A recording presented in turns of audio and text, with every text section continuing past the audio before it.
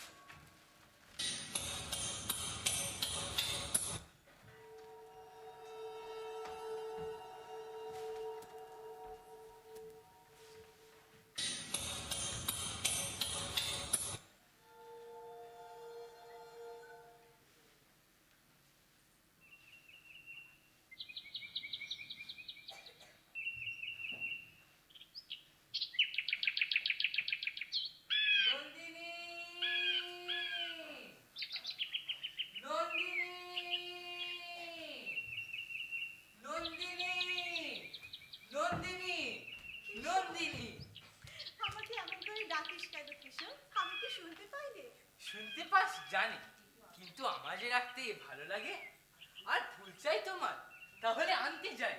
যা দেরি করিস নে, এখনই কাজে ফিরে যা। সমস্ত দিন তো কেবল সোনার তাল খুঁড়ে আনি, তার মধ্যে একটু সময় চুরি করে তোর জন্য ফুল খুঁজে আনতে পারলে বেঁচে যায়। ওরে কিশোর, জানতে পারলে যে ওরা শাস্তি দেবে। তুমি যে বলেছিলে রক্ত করবি তোমার চাই চাই, আমার আনন্দ এই যে রক্ত করবি এখানে সহজে মেলে না। অনেক খুঁজে পেতে এক জায়গায় জঞ্জালের পেছনে একটি মাত্র গাছ পেয়েছি। পেয়েছিস? আমাকে দেখিয়ে দে, আমি নিজে গিয়ে ফুল তুলে আনবো। অমন কথা বলো না নন্দিনী, নিষ্ঠুর হয়েও না। ওই গাছই থাক আমার একটি মাত্র গোপন কথার মতন। বিশু তোমাকে গান শোনায়, সে তার নিজের গান। এখন থেকে আমি তোমাকে ফুল জোগাবো, সে আমার নিজেরই ফুল। তুই তো আমাকে এত দিলি, আমি তোকে কি ফিরিয়ে দিই বলতো কিশোর? এই সত্যটি কর নন্দিনী, আমার হাত থেকে রোজ সকালে ফুল নিবি। আচ্ছা তাই সই, কিন্তু তুই একটু সামলে চলিস। না না, আমি সামলে চলবো না, চলবো না। ওদের মারের মুখের ওপর দিয়ে রোজ সকালে তোমাকে ফুল এনে দেবো। কিছুতেই চলবো না, চলবো না, চলবো না, চলবো না, চলবো না। কিশোর না, কিশোর। নন্দিনী, নন্দিনী, নন্দিনী, যেও না, ফিরে যাও। কি অধ্যাপক? ক্ষণে ক্ষণে অমন চমক লাগিয়ে দিয়ে চলে যাও কেন? মনটাকে যখন নাড়া দিয়ে যাও, তখন না একটু সাড়া দিয়েই বা গেলে। একটু দাঁড়াও, দুটো কথা বলি। আচ্ছা অধ্যাপক, আমাকে দেখে তোমার এত বিস্ময় কিসের? বিস্ময়? এই সকালে ফুলের বনে যে আলো আসে, তাতে বিস্ময় না, কিন্তু এই পাকা দেয়ালের ফাটল দিয়ে যে আলোটা আসে, সে আরেক কথা। এই চক্ষুপুরে তুমি তো হচ্ছে সে আচমকা আলো। আচ্ছা, তুমিই বা এখানকার কথা কি ভাবছো বলো দেখি। অবাক হয়ে দেখছি সমস্ত শহরটা মাটির তলার মধ্যে মাথা ঢুকিয়ে দিয়ে অন্ধকার হাতড়ে বেড়াচ্ছে। পাতালে সুড়ঙ্গ খুঁজে তোমরা যক্ষের ধন বের করে আনছো। সে যে অনেক চোখের মরা ধন, পৃথিবী তাকে কবর দিয়ে রেখেছিল। হ্যাঁ হ্যাঁ, আর আমরা যে সেই মরা ধনেরই সব সাধনা করি, তার ওই প্রেতকে বশ করতে চাই। সোনার তালের ওই তাল বেতালকে বাঁধতে পারলে পৃথিবীকে পাবো মুঠোর মধ্যে। তারপরে আবার তোমাদের ওই রাজাকে একটা অদ্ভুত জালের দেওয়ালের আড়ালে ঢাকা দিয়ে রেখেছো। সে যে মানুষ পাচ্ছে সে কথা ধরা পড়ে যায়। তোমাদের এই অন্ধকার সুরঙ্গের ডালাটা খুলে ফেলে তার মধ্যে যেমন আলো ঢেলে দিতে ইচ্ছে করে, তেমনি ইচ্ছে করে ওই বৃষ্টির জালটাকে ছিঁড়ে ফেলে মানুষটাকে উদ্ধার করে নিয়ে আসে। অমন কাজও করো না। দেখো, আমাদের ওই মরা ধনের প্রেতের যেমন ভয়ঙ্কর শক্তি, আমাদের ওই মানুষ ছাকা রাজারও তেমনি ভয়ঙ্কর প্রতাপ। এই সব তোমাদের বানিয়ে তোলা কথা। বানিয়ে তোলাই তো, ওই লঙ্কের তো কোনো পরিচয় নেই। তাই ওই বানিয়ে তোলা কাপড়ে কেউ বা রাজা আর কেউ বা ভিখিরি। এসো এসো আমার ঘর, তোমাকে ওই তত্ত্ব কথা বুঝিয়ে দিতে বড় আনন্দ হয়। দাদা এখন না। আচ্ছা একটা কথা জিজ্ঞাসা করি, এরা আমাকে এখানে নিয়ে এলো, রঞ্জনকে সঙ্গে করে আনলো না কেন? একা নন্দিনীকে পেয়ে যক্ষপুরীর সর্দাররা হতবুদ্ধি হয়ে গেছে। রঞ্জনকে আনলে তাদের হবে কি? আমার রঞ্জনের জোর তোমাদের ওই শঙ্খিনী নদীর মতো। ওই নদীর মতো সে যেমন হাসতেও পারে তেমনি ভাঙতেও পারে। অধ্যাপক, তোমাকে আমার আজকের দিনের একটা গোপন খবর দিই। বলো। জানো, আজ রঞ্জনের সঙ্গে আমার দেখা হবে। জানলে কি করে? হবে হবে, দেখা হবে, খবর এসেছে। এই সর্দারের চোখ এড়িয়ে কোন পথ দিয়ে খবর আসবে? যে পথে বসন্ত আসবার খবর আসে সেই পথ দিয়ে। তাতে লেগে আছে আকাশের রং, বাতাসের লীলা। তার মানে ওই আকাশের রঙে বাতাসের লীলায় উড়ো খবর এসেছে। যখন রঞ্জন আসবে তখন দেখিয়ে দেবো উড়ো খবর কেমন করে মাটিতে এসে পড়লো। রঞ্জনের কথা শুনলে নন্দিনীর মুখ আর থামতে যায় না। থাকবে, আমার তো আছে এক ওই বস্তুতত্ত্ববিদ্যা, তার গহ্বরের মধ্যে ঢুকে পড়ি গে, আর সাহস হচ্ছে না। আচ্ছা নন্দিনী, একটা কথা তোমাকে জিজ্ঞাসা করি, এই যক্ষপুরীকে তোমার ভয় করছে না? ভয় করবে কেন? গ্রহণের সূর্যকে জন্তুরা কিন্তু ভয় করে, পূর্ণ সূর্যকে করে না। যক্ষপুরী গ্রহণ লাগা পুরী, এখান থেকে তুমি পালাও নন্দিনী। যেখানকার লোকেরা ওই দস্যু বৃত্তি করে মা বসুন্ধরার আঁচলকে টুকরো টুকরো করে ছেড়ে না, সেইখানে তুমি রঞ্জনকে নিয়ে সুখে থাকবে। আচ্ছা নন্দিনী, তোমার ডান হাতে ওই যে রক্তকরবীর কঙ্কন, ওইখান থেকে একটা ফুল খসিয়ে দেবে? কেন, কি করবে তুমি? কতবার ভেবেছি, তুমি যে ওই রক্তকরবীর আভরণ পরো, তার মানে নিশ্চয়ই একটা কিছু আছে। মানে আমি তো জানি না কি মানে। হয়তোবা তোমার ভাগ্যপুরুষ জানে। জানি নে রাঙা রঙে তুমি কি লিখন লিখতে এসেছো। মালতী ছিল, মল্লিকা ছিল, আর ছিল চামেলি। তা সেসব ছেড়ে তুমি এই ফুল কেন বেছে নিলে? জানো, মানুষ না জেনে না অমনি করেই নিজের ভাগ্য বেছে নেয়। রঞ্জন আমাকে কখনো কখনো আদর করে বলে রক্তকরবী। আমি জানি না, আমার কেমন জানি মনে হয় আমার রঞ্জনের ভালোবাসার রং রাঙা। তাই সেই রং আমি আমার হাতে পরেছি, গলায় পরেছি, মাথায় পরেছি। তা আমাকে ওর একটি ফুল দাও। এই দাও, আজ রঞ্জন আসবে, সেই খুশিতেই ফুলটি তোমাকে দিলুম। এই ফুল শুধু ক্ষণকালের দান। আমি আর কি করব? আমি বরং রঙের এই তত্ত্বটিকেই বোঝবার চেষ্টা করি। রঙের ওই তত্ত্বটিকেই বোঝবার চেষ্টা করি। তত্ত্বটিকেই বোঝবার চেষ্টা করি।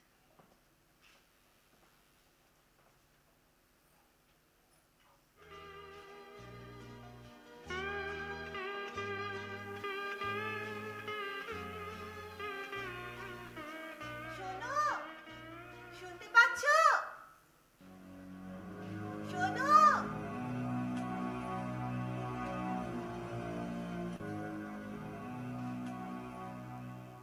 কে?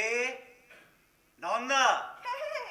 হ্যাঁ শুনতে পাচ্ছি, কিন্তু বারে বারে ডেকো না, আমার সময় নেই, একটুও না।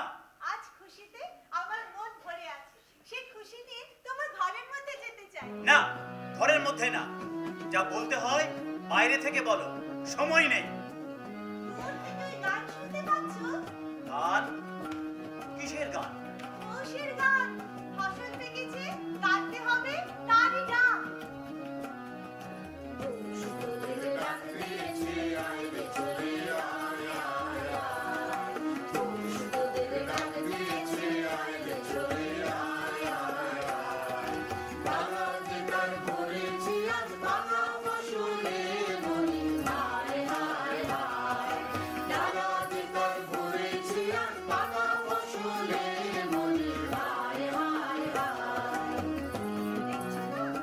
মোষের রোদ্দুর পাকা ধানের লাবণ্য আকাশে মেলে দিচ্ছে।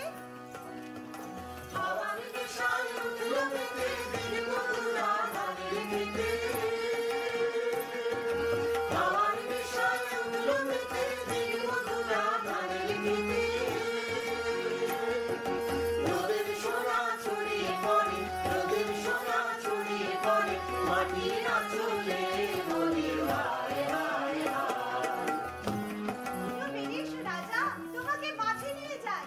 মাঠে? হ্যাঁ, মাঠে। মাঠের বাঁশি শুনে শুনে আকাশ খুশি হলো, ঘরেতে আজকে রবি গো। খোলো খোলো দুয়ার খোলো, খোলো খোলো দুয়ার খোলো। মাঠের বাঁশি শুনে শুনে আকাশ খুশি হলো, ঘরেতে আজকে রবি গো। খোলো খোলো দুয়ার খোলো, খোলো খোলো দুয়ার খোলো। বেরিয়ে এসো রাজা, তোমাকে মাঠে নিয়ে যাই। আমি মাঠে যাব? কোন কাজে লাগবো?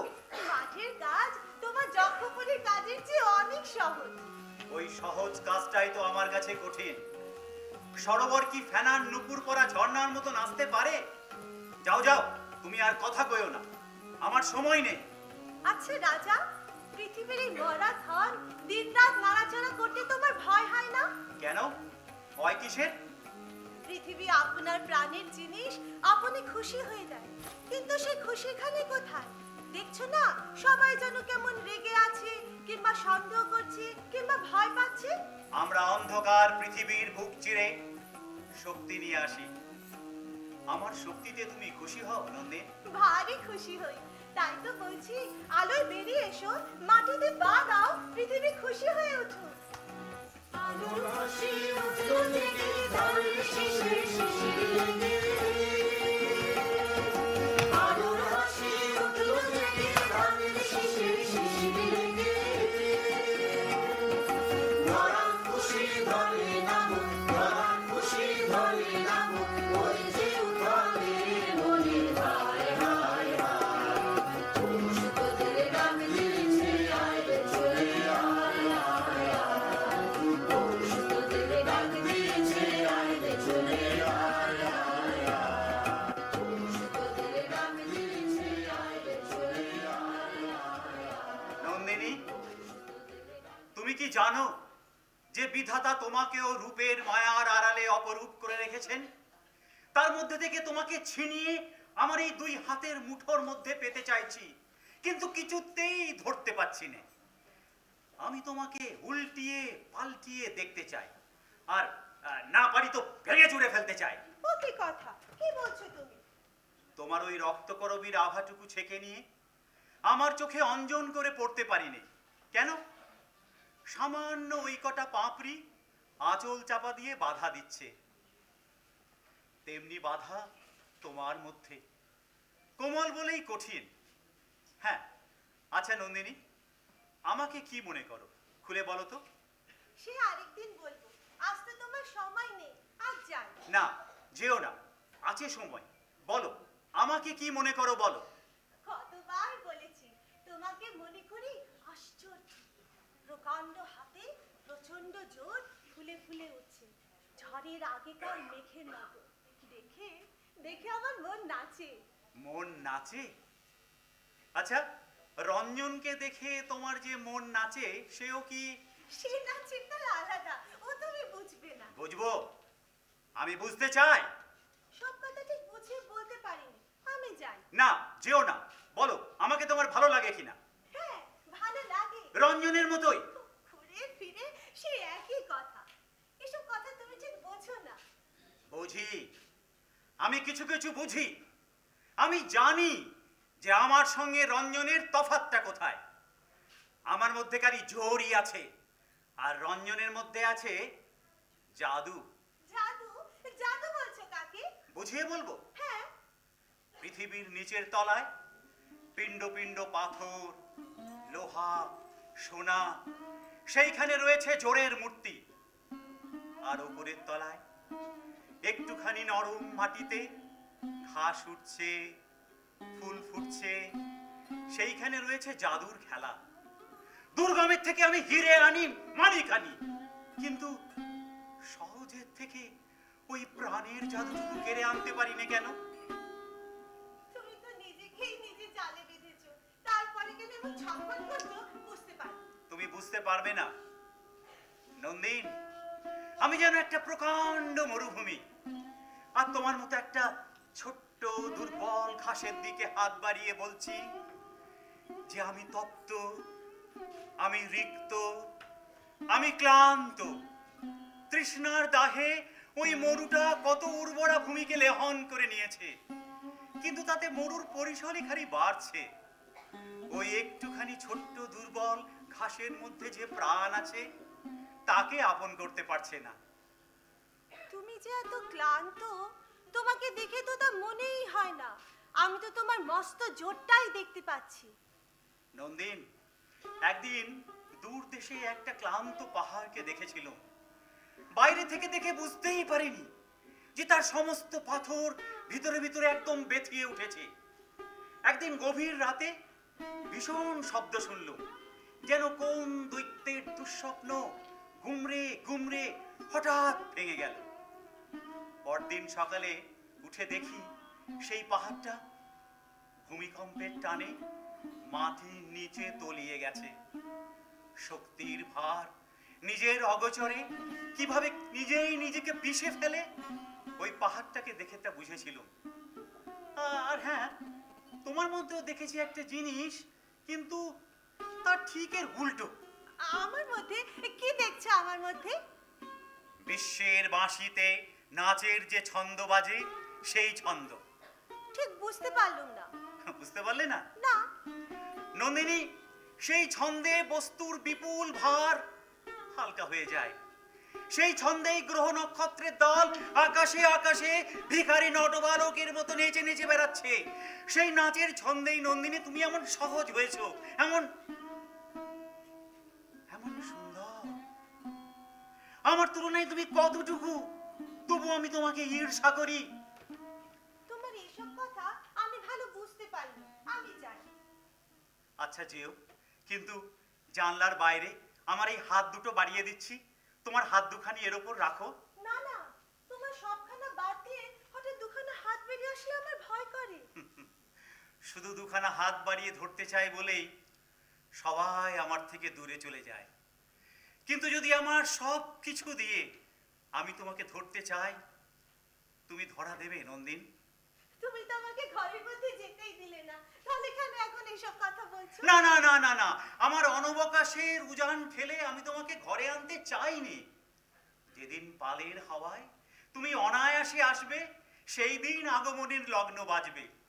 হ্যাঁ, সে হাওয়া যদি ঝড়ের হাওয়াও হয় তো সেও ভালো। এখনো সময় হয়নি, এখনো সময় নয়। আমি তোমাকে বলছি রাজা, সেই পালের হাওয়া আনবে রঞ্জন। সে যেখানে যায় ছুটি সঙ্গে নিয়ে আসে। তোমার রঞ্জন যে ছুটি বয়ে নিয়ে বেড়ায়, সেই ছুটিতে রক্তকরবীর মধু দিয়ে ভরে রাখে কে, তা কি আমি জানি নে? নন্দিন, তুমি তো আমাকে ফাঁকা ছুটির খবর দিলে, মধু কোথায় পাবো?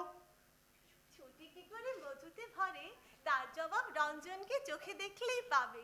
সে বড় সুন্দর। হ্যাঁ, সুন্দর।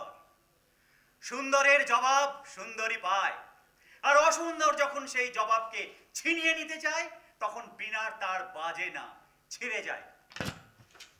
আর নয়, যাও, তুমি চলে যাও এখান থেকে, নইলে তোমার বিপদ ঘটবে।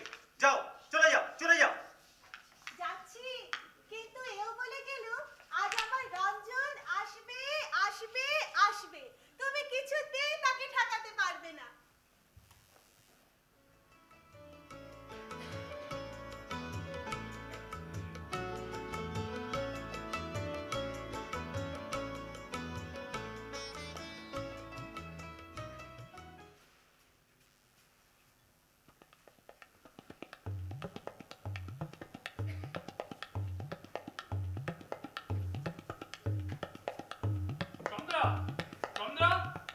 সন্ধ্যা, সন্ধ্যা, সন্ধ্যা, আমার মদ কোথায় লুকিয়েছো? বের করো বলছি। হ্যাঁ, ও কি কথা, সকাল থেকেই মদ? আজ ছুটির দিন, কাল ওদের মারণচণ্ডীর ব্রত গেছে, আজ অস্ত্র পূজা, সেই সঙ্গে ধ্বজা পূজা। বলো কি, ওরা ঠাকুর দেবতা মানে? কেন দেখনি ওদের মদের ভাড়ার, অস্ত্রশালা আর মন্দির একেবারে গায়ে গায়ে? তাই বলে ছুটি পেয়েছো বলেই মত? কই, গায়ে থাকতে পাপ বনের ছুটিতে তো তুমি এইরকম করতে না। বনের মধ্যে পাখি ছুটি পেলে উঠতে চায়, আর খাঁচার মধ্যে তাকে ছুটি দিলে মাথা ঘুরে মরে। এই যক্ষপুরে কাজের চেয়ে ছুটি বিষম বালাই। তা কাজ ছেড়ে দাও না, চলো না ঘরে ফিরে। হ্যাঁ, কাজ ছেড়ে দাও না, ঘরের রাস্তা বন্ধ জানো না বুঝি? কেন বন্ধ? কারণ আমাদের কাজ নিয়ে ওদের কোনো মুনাফা নেই। বাহ, আমরা কি ওদের দরকারের গায়ে আট করে লাগানো, যেন ধানের গায়ে তুষ, ফালতু কিছুই নেই। আমাদের বিশু পাগল কি বলে জানো, এই আস্ত হয়ে থাকাটা কেবল পাঁঠার নিজের পক্ষেই দরকার। যারা তাকে খায় তারা হাড়, গোড়, ফুল, ল্যাজ বাদ দিয়েই খায়। এমনকি ওই হাড় কাটার সামনে ওরা যে ভ্যাঁ ভ্যাঁ করে ডাকে, সেটাকেও বাহুল্য বলে আপত্তি করে।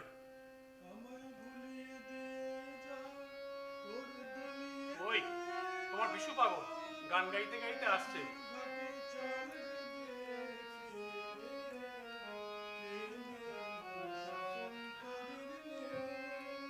কদিন থেকেই হঠাৎ ওর গান খুলে গেছে।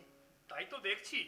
ওকে নন্দিনীতে পেয়েছে, সে ওর প্রাণ টেনেছে, গানও টেনেছে। তাতে আর আশ্চর্যটা কি? না না, আশ্চর্য কিছু নয়। ওগো, সাবধানে থেকো। কেন? কোনদিন তোমার গলা থেকেও গান বের করবে, সেদিন এই পাড়ার লোকেদের কি দুর্দশা হবে। মায়াবিনী মায়া জানে বিপদ ঘটাবে।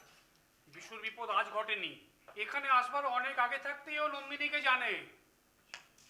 বিশু বেয়াই, বিশু বেয়াই, বিশু বেয়াই, শুনে যাও, শুনে যাও। যাও কোথায়? তোমার গান শোনার লোক এখানেও এক একজন মিলতে পারে, নিতান্ত লোকসান হবে না।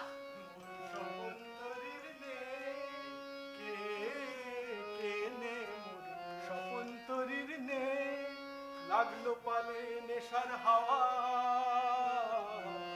পাগল পরাণ গেল থেকে, কেনে মোর স্বপন তরির নে। দেখো, তবে তো আমরা তো বড় কাছের, আমাদের আর আমার ঘোমটা তো সব মিছে, আমার সব পড়ে থাক পিছে। তোমার ঘোমটা খুলে দাও, তোমার নয়ন তুলে চাও দাও, হাসিতে মোর পরাণছে, কে কেনে মোর স্বপন তরির নে।